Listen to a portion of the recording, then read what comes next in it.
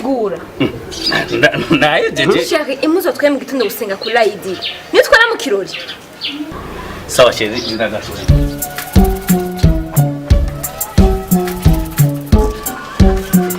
sawa stani ndazikora izuba urakura vuga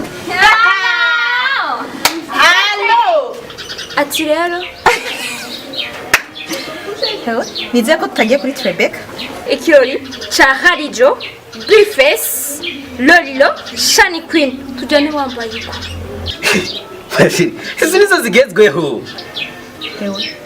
bifesi yo muponda. kumuponda gusa mureka amajambo reka tugende hewe tugende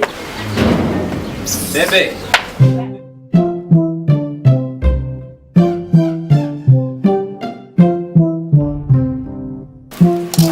salamu alaykum wa alaikum salam mama ni kiki wibagire nga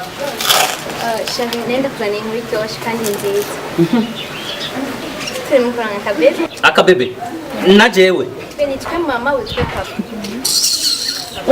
umviriza sawa twarutamena uribagiye ukuntu mwaje ngaha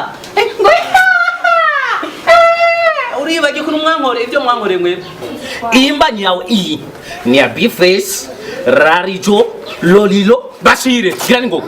shaka ni gwawe va mu maso gira ningo ndakubye ni va mu maso makaki bakasene kwa makaka abo bacani kwene bawe Imanu Comedy.